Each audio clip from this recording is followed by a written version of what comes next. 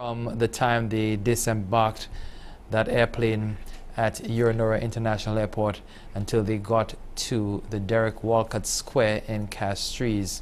The motorcade, everything was just jubilation because it was the first time in very many years, most St. Lucians, well, a large percentage of the population was not born yet when the West Indies last won a major trophy. And Sammy and his team brought that in. To discuss the events of today and West Indies cricket in general, we have two gentlemen who are quite familiar with the ins and outs of cricket and West Indies cricket in particular. We have cricket analyst and commentator Claudius Emmanuel, and we are also joined by Terry Finisterre. He wants to be a sports journalist. I can't say exactly what he is. But he's a sports journalist, he's a trainer, he coaches, he does a lot of stuff sports related, and we're all familiar with what he does, and we're here to discuss West Indies cricket. Gentlemen, welcome to the show, and thank you very much for being part of it. Thank you, sir. Thank you, Clinton. It's a joy to be here. Great day for us. Yes, indeed. A very great day for St. Lucia. Tremendous performance by Sammy, spearheading West Indies effort that, as you indicated, we haven't seen for a while, and of course with support from Johnson Charles, the other local player. They really put in a great performance, which has really warmed the hearts of not only St. Lucians but Caribbean people in the region and throughout the diaspora. So a special event, a historic one, and a momentous one. A good day to celebrate. The last time that we lifted a major trophy, Terry, I don't think you were born yet. Well, the last time we lifted a world title, Champions Trophy is well, yes, a major trophy. But the last time we lifted a world title was 32 years ago, so you're quite right. I was being nice, Terry. I was being nice. You were actually 32 years back then, or thereabout. So Clive Lloyd was the last captain, the last West Indies captain to take a world title. That's back in '79. Since then, we've had some cricketing legends taking up the captaincy for West Indies, including the likes of Courtney Walsh, current manager Richie Richardson, Brian Lara, Viv Richards, and they've come, they've gone, and they've not seen a success like this. Obviously, there was some substantial success, certainly during Viv's captaincy on the world stage, but in terms of actually tournament success, we've not had any since 1970. Now, you know, I can't even remember very well who was captain, who our captains were between Lara and Sammy. Well, I think Jimmy Adams was one. We've had Adams, Carl Hooper. Floyd Reefer. Wow. No, Floyd Reefer was well, yeah, okay, just before that. He was captain. Wow, Floyd Reefer. Obviously with an asterisk, but yes, a couple, one at the front and one at the back, right? Yeah. You had Courtney Walsh, you mentioned. Yeah, you also had Chris Gayle, obviously. Right, Chris Gayle, yeah. Chris Gayle certainly was there. Ramnaresh Sawan was there as well. Shanda Paul at one point, yeah. Well. Wow. So during the last 10 years, we've had a lot of captains since Lara. We had more captains than wins, it looks like, but I mean that's for another story. Just about. And actually, we've definitely had more captains over the last decade or so than we've had certainly international wins or overseas wins. And you're talking about overseas series. Obviously, we've not done very well outside of the Caribbean period. And certainly for us to go and not just to win a major international tournament, an ICC World Tournament, but to win it against the host in the final. It was just, and with the manner of the victory too, Clinton. I mean, it was remarkable because it's not just about winning the thing; it's how you win it. We didn't go out there and stamp our authority from the onset. But as the match wore on, I mean, I don't know how other people watched it, but I watched this match always thinking that the West Indies was somewhere in this match, even when we were crawling along.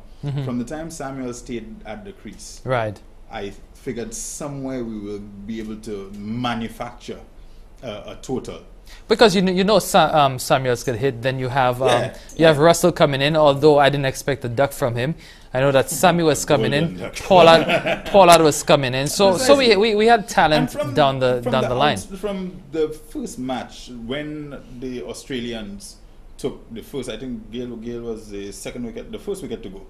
Gale was the first wicket to go at something like 70 odd for one. And I said, oh, they all get Gale. Everybody excited. When you get Gale, it's a big wicket. Right. I said, but nevertheless, I seem to realize you still have Bravo to come. Right. You still have Pollard to come. You still have Russell to Samuels. come. And then so you still have Samuels to come. And even when you exhaust those guys, you still have Darren Sammy to come. Yeah. And Darren Sammy is no slouch with the bat. Right. He doesn't always produce, but But he can hit the ball, and that is what T20 is all about. It's about hitting the ball.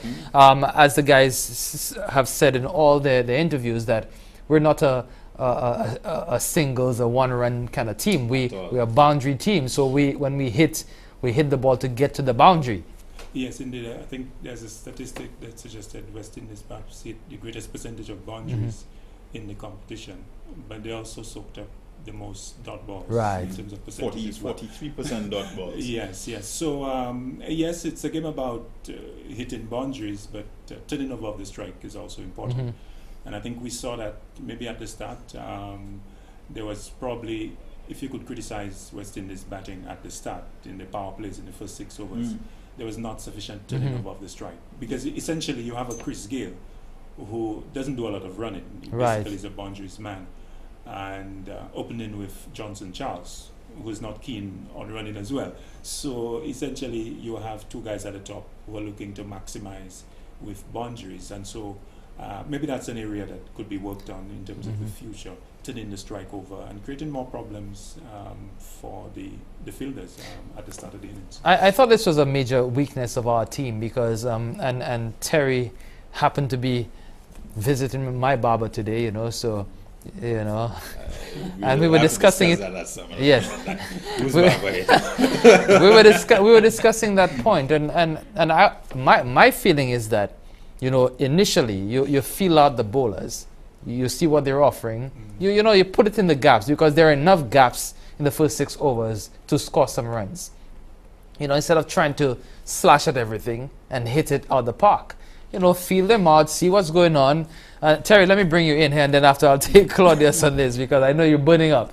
Not really. With your maroon blazer. Not really. It's, you borrow. The nature of cricket and the nature certainly of the type of game that we're talking about is vastly different from cricket. Test cricket. You come there and you stay there and you